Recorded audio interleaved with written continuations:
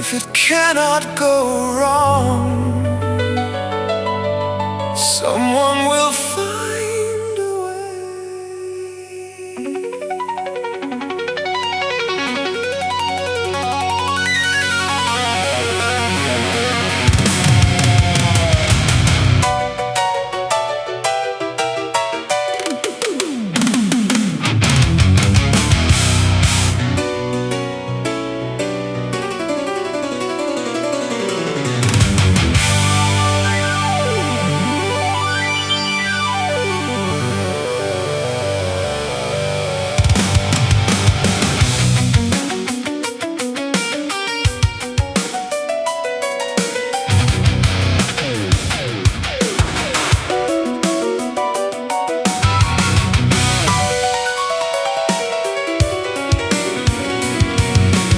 Generals drew their arrows across the polished screen.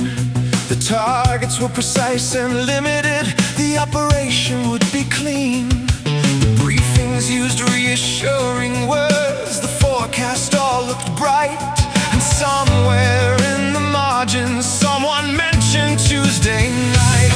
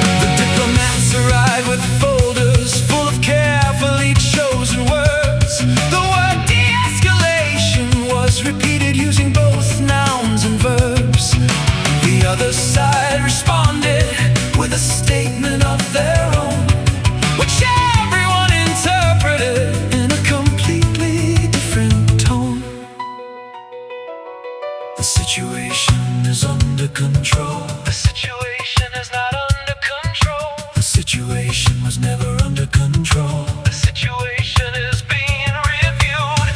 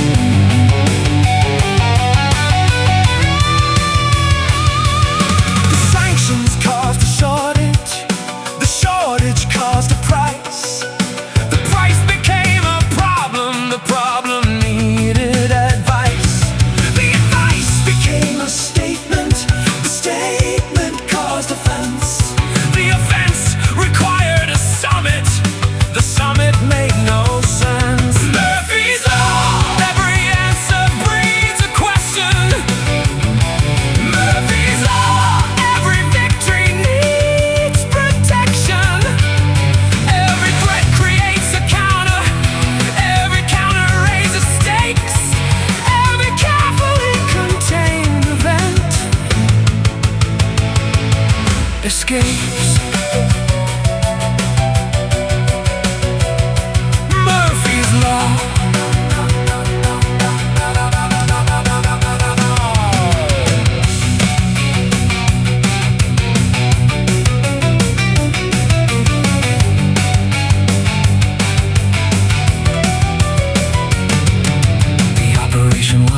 successful. The objectives had been met. The consequences were regrettable. The future wasn't certain yet. The situation remained fluid. The outcome could not be known. The message had been delivered, but did not have a nuanced tone.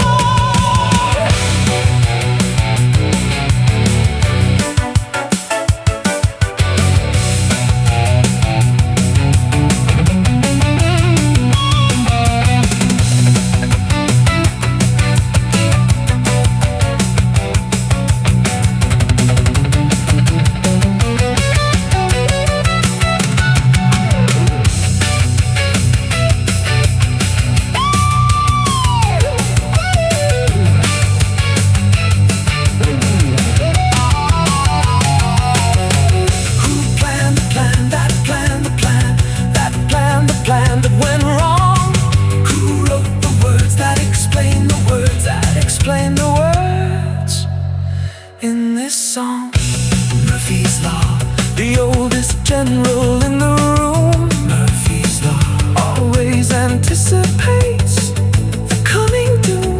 The map is wrong, the timing's bad. This brilliant solution makes the problem twice as bad. Murphy's Law still writing history. The ceasefire was holding until it wasn't. The agreement was working until someone read it. The crisis was over until tomorrow, and tomorrow was already booked.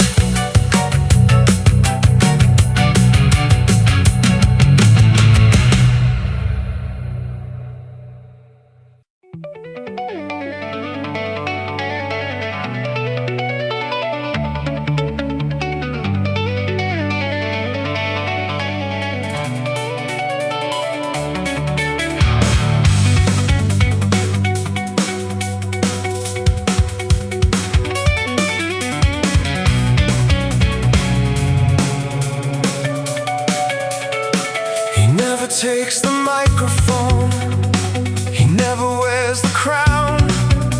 He waits beside the doorway while the thunder travels round.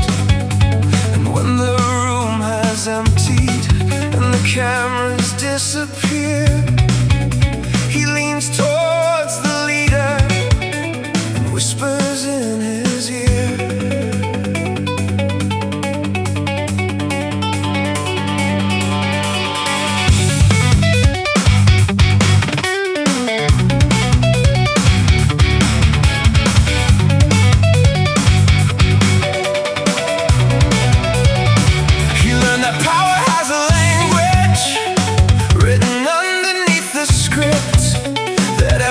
Requires a villain, so their pain can be slowly sipped.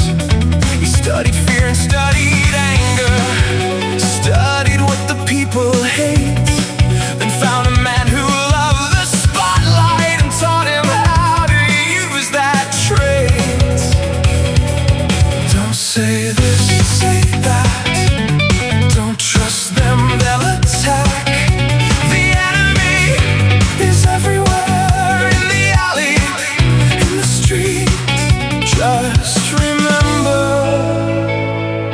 what you sow is what you reap.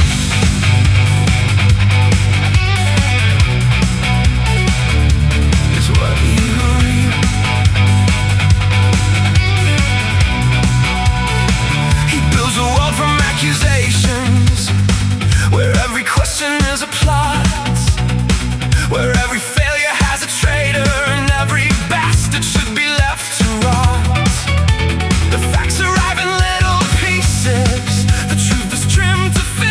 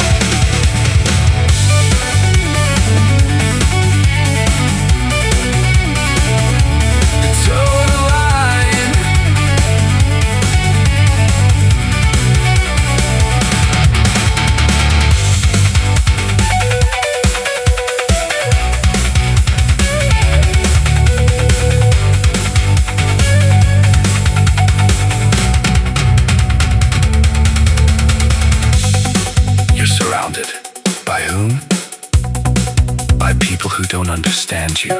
Who? Everyone. How true.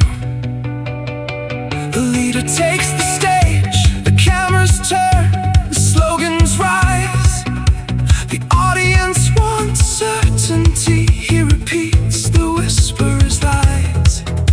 A sentence becomes a weapon, a gesture becomes a sign, a rumor becomes a fact.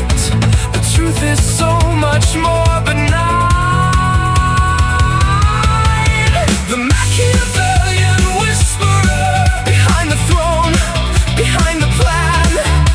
The Machiavellian Whisperer, who knows exactly where to stand. The leader shouts, the people roar. The whisperer is counting every decibel rising from the floor.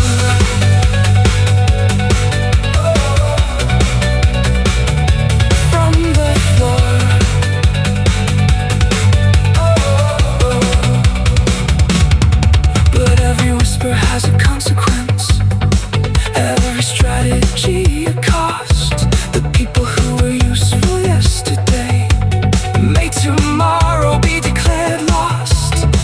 The machinery keeps turning, the accusations multiply, and the man who taught the king to hunt does not wait to hear a reply.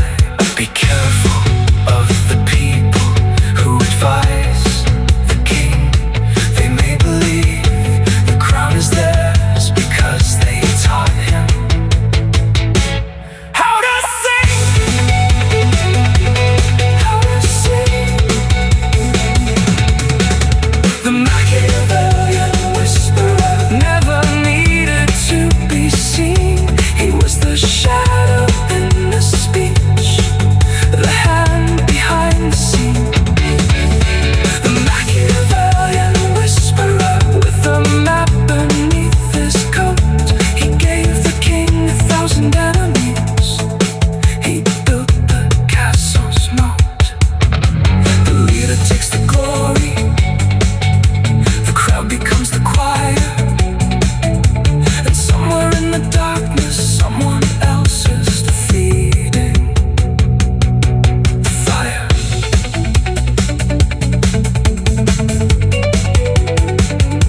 The cameras have departed, the banners have come down. The leader has gone elsewhere to address another crowd. The whisperer remains behind him with a notebook and a pen, writing down the names of those who were his friends before the next performance, before the next decree, before the next great enemy was shown to him by me. By me.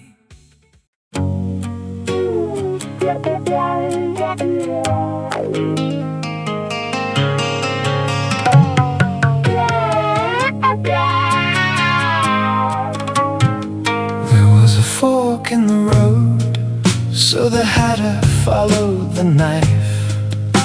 The door was not there yesterday. Yesterday caused a great deal of strife. The hatter turned the handle and stepped outside.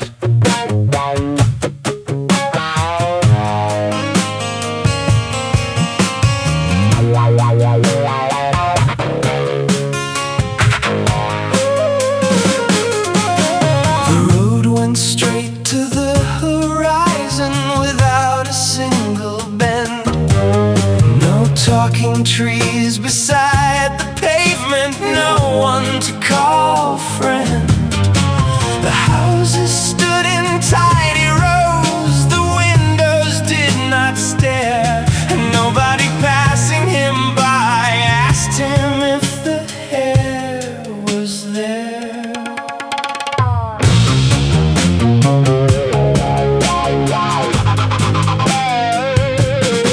He found a man in a business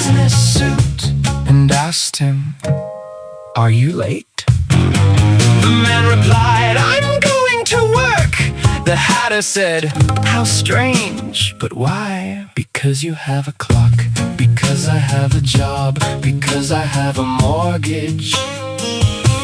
The Hatter stared, how wonderfully odd.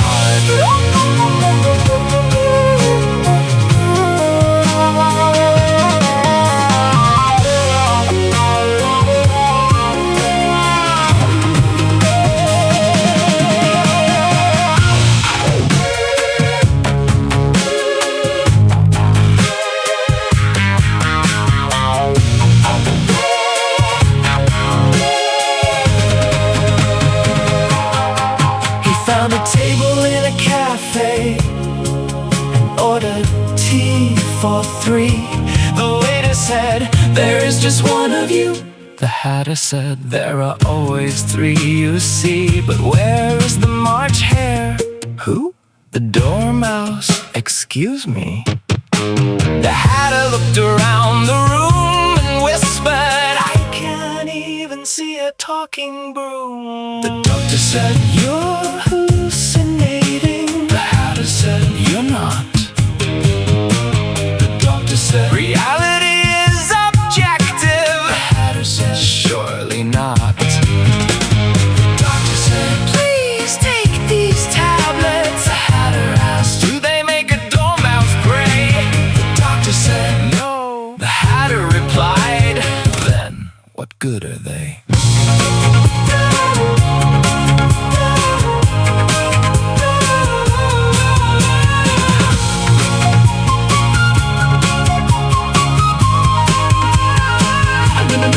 He found a woman shouting orders in a palace made of glass. He said, off with his head.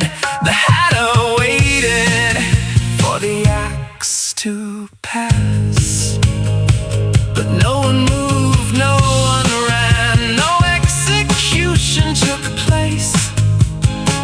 The Queen simply purchased a plot of land and wore a demure face. In Wonderland, the mad ones knew they were mad. In Wonderland, impossible's never banned. Here the people build their cages that insist the walls are free, and call the man who asks the question nuttier than a walnut tree.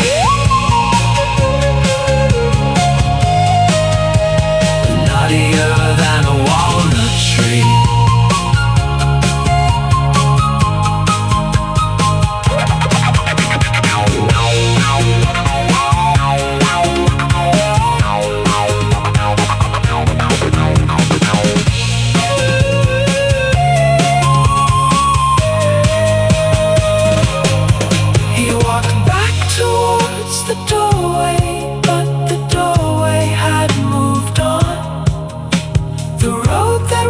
Was there, had now completely gone. He asked a passing policeman, have you seen a hare? The policeman said, no sir. The Hatter laughed so hard it would even make the Cheshire cat purr. The Mad Hatter took a wrong turn and found a world outside, where everybody wore a hat, but nobody knew why. The Mad Hatter took a wrong turn. He was not looking for glory. The strangest place in all of history is one that is in this story. The real world. The real world. The Hatter found his way back to Wonderland at precisely never. The tea was cold, the table crooked, the dormouse studied the weather. The March Hare was arguing with the clock, and the Hatter was relieved. At last he said, somewhere sensible, not silly make-believe.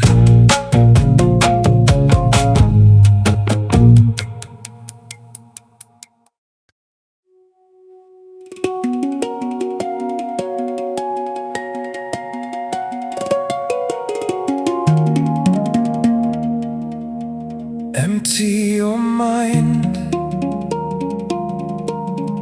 Relax your body, breathe in, breathe out, and absolutely do not think about the elephant wearing a fez.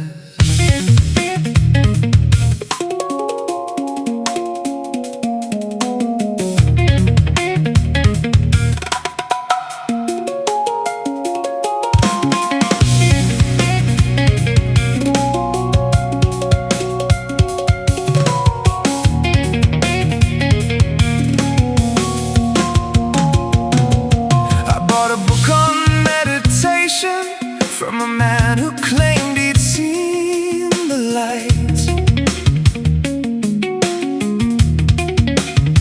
He said enlightenment was waiting if I sat completely still all night.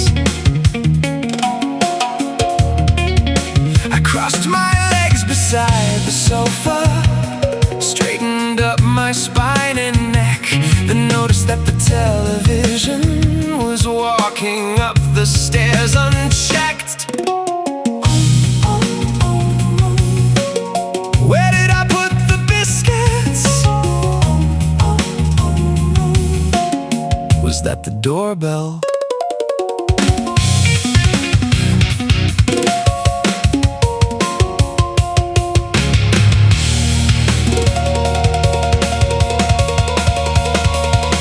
Perhaps the ancient sages had overlooked a modern aid, a little pharmaceutical assistance to improve the state of mind I'd made. The room began to breathe in colors.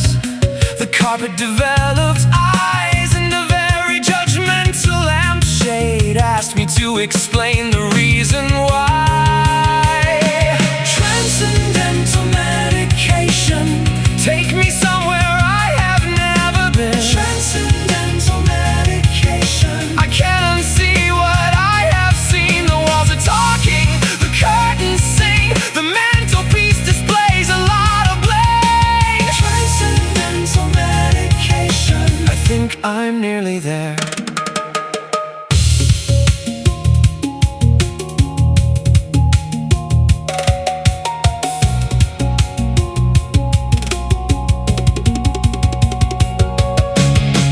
Ceiling fan has 7 opinions. The carpet knows the secret of time. An albino giraffe in a velvet waistcoat has just explained why numbers rhyme.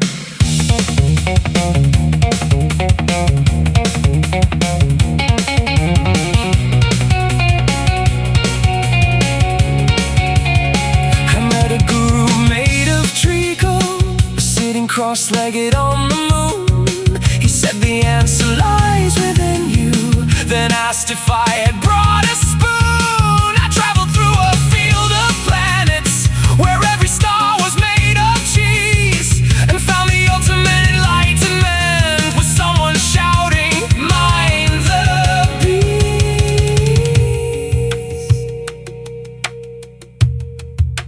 You are not your body. You are not your thoughts. You are not your possessions. You are not your ego. You are, apparently, an ice cream logo.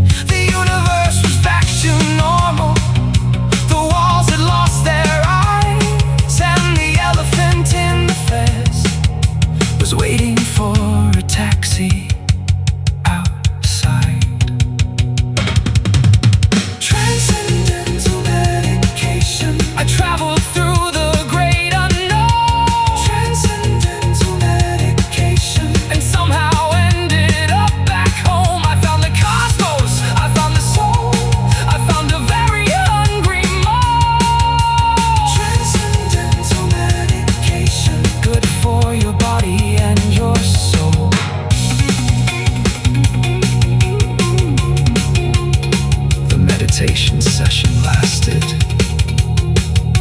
approximately 7 hours. According to the clock, although the clock insists, I was watering lots of flowers. The guru has vanished, the elephant has left, and the lampshade knows something that it refuses to confess.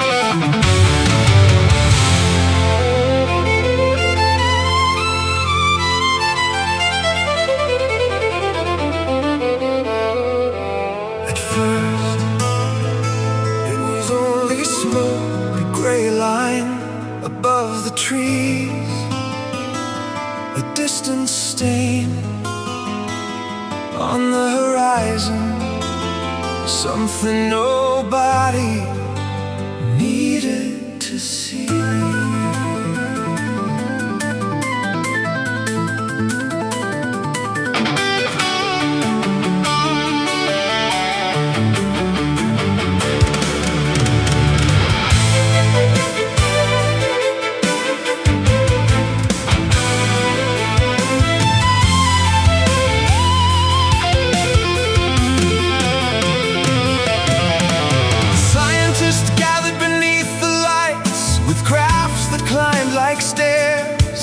Spoke of thresholds and melting ice and heat that lingered in the air.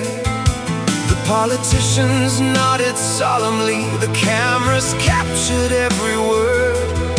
Then everyone returned to business and pretended nothing had been heard.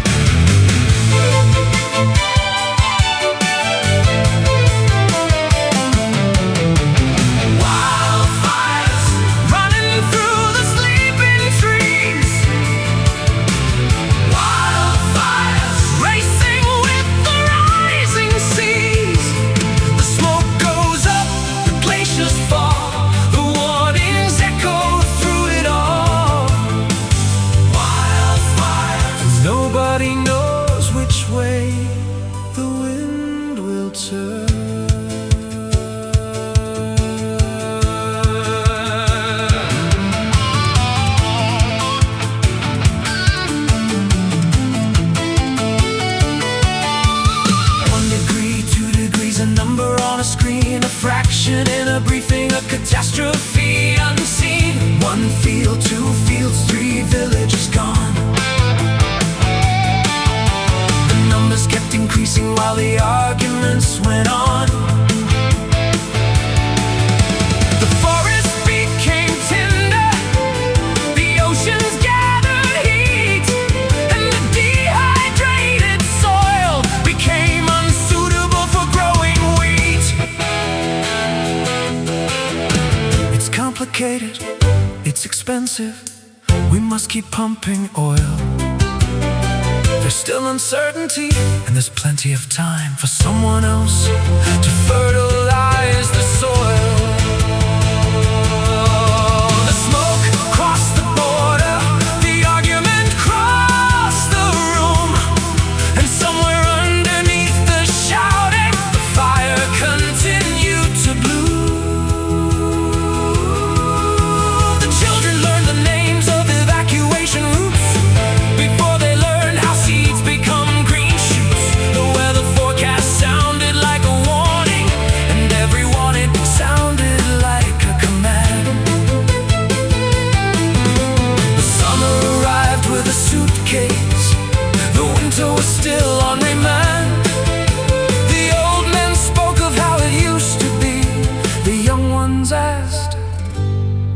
of the trees.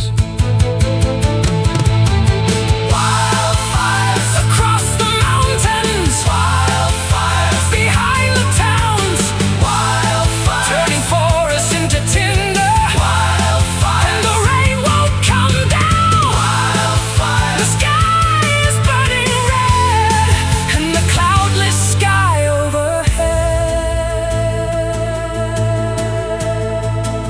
Still,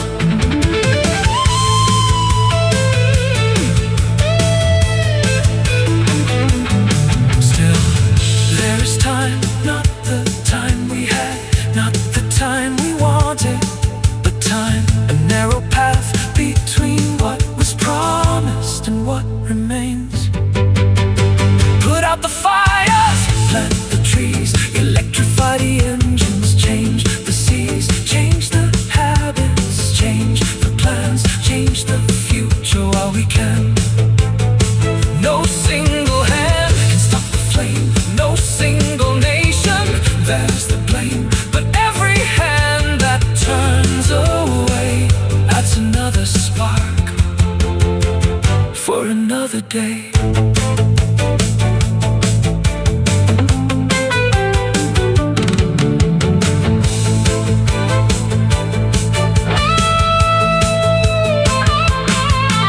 The smoke eventually cleared, the cameras eventually left, the headlines moved on, the insurance forms were filed, and beneath the blackened branches something green appeared. Small, fragile, uncertain, but alive. The question was whether the world could survive. The question was what kind of world would be left behind. Wildfires.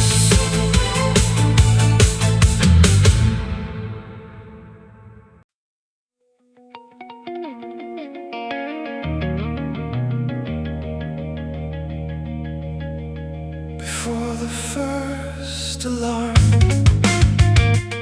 there were meetings. Before the meetings, there were messages.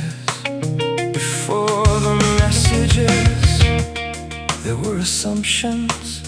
And before the assumptions, there was history.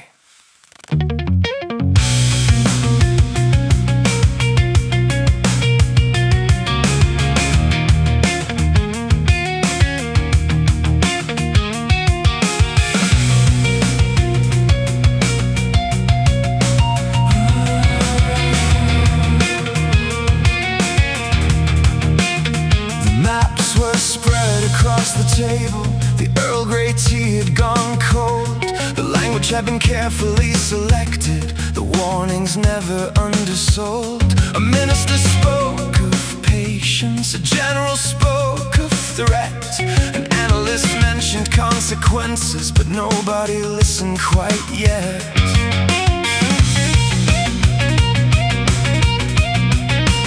Nobody listened quite yet.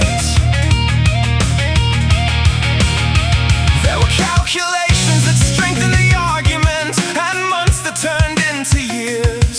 Old grievances kept breathing through new disguises and old fears. Every side possessed a memory, every memory had a wound, and every wound had someone saying, this time we will not be moved.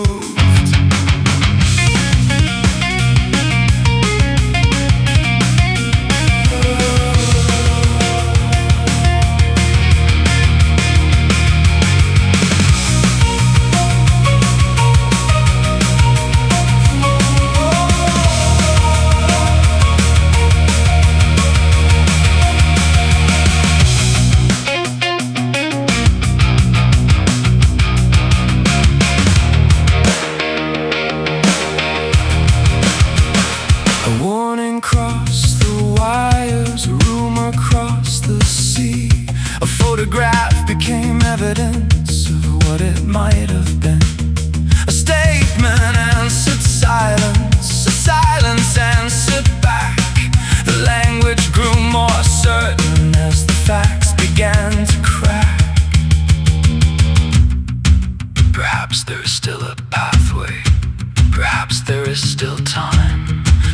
The other side is waiting, perhaps they've crossed the line. The room became a theater, the theater became a stage, and every actor knew their entrance, but the script was only on the final page.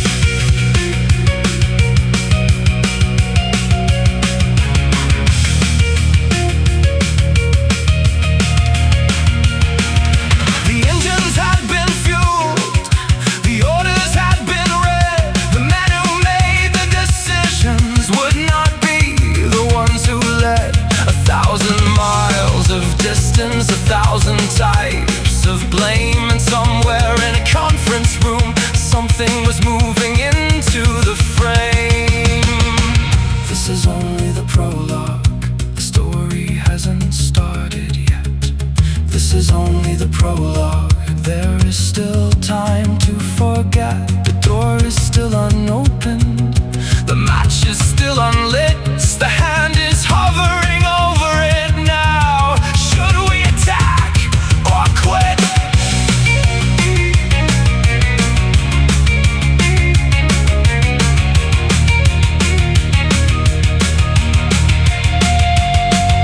The restaurants remained open, the traffic filled the streets, the television spoke of weather, the markets watched the sheets. Somewhere a mother called her children, but somewhere a soldier checked his gun. Somewhere a leader read a briefing, said the work is almost done. One more warning, one more meeting, one more chance to turn away.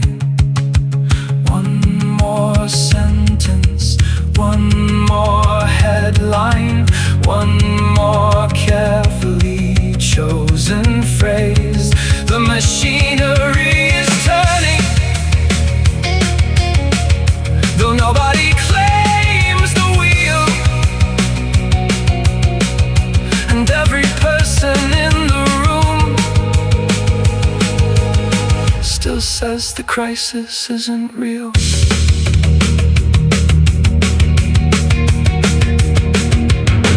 This is only the prologue, the story hasn't started yet.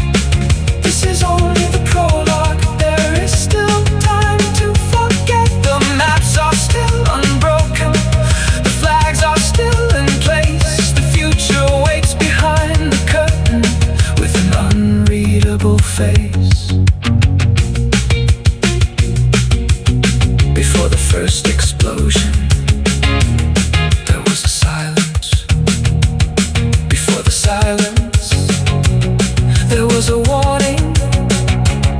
Before the warning, there was a choice, and somewhere, someone chose it.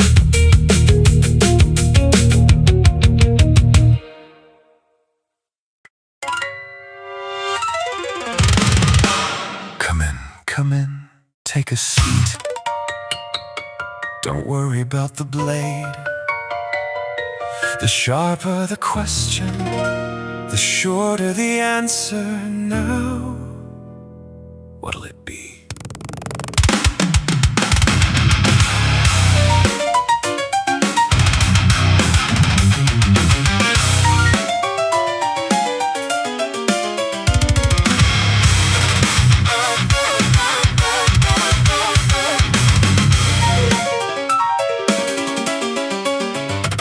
The merchant sat beneath the mirror with a worry in his eyes. He said, why is the world so complicated? Why do clever people lie? Occam reached for comb and scissors and trimmed a little from the side. He said, before we blame the planets, perhaps somebody simply lied. Keep it simple, keep it clean, don't add ghosts to what you've seen. If one answer does the job, then there is no need to plunder and rob. Keep it simple, that's what they say.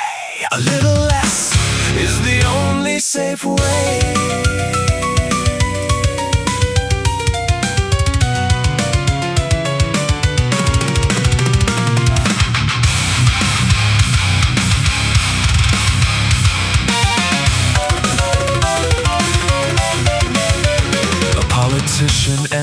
hurriedly with a speech beneath his arm. Why do people disagree with me? Is it envy? Is it charm? Is it foreign interference? Is it sabotage? Is it history? Is it fate? Because I'm the one in charge. And Occam responded by saying perhaps they just disagree.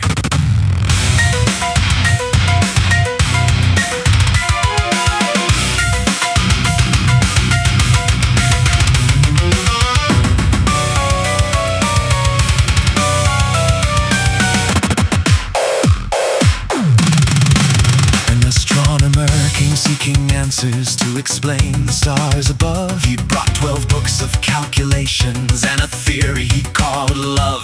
Occam looked into the heavens, then looked back into the chair. He said, before we blame the angels, have you checked if there's a cloud up there?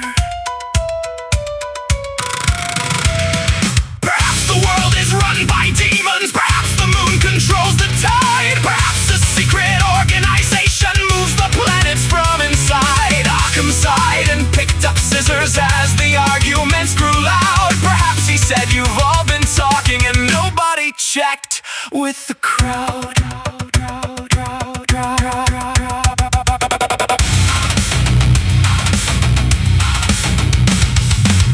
One assumption, then another, then another, then another. Every answer needs a brother, till the question can't be seen.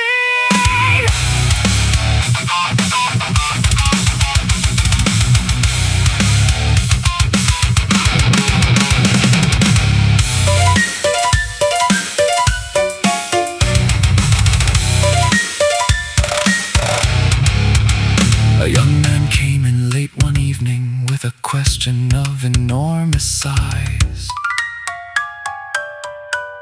Why am I here? What is existence? What is truth? And what are lies?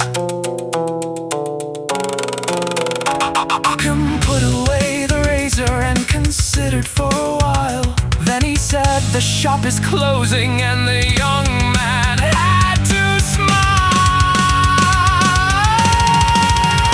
Keep it simple, keep it clean, cut away what can't be seen. If one answer does the job, why invent a cosmic mob? Keep it simple, that's the way. Trim the excess, shave away. Occam's a razor through the noise. Sometimes the obvious has a voice. The customer asked, but what if the simplest explanation isn't necessarily the correct one? Occam looked at him, then he said, we'll take a little more off the top.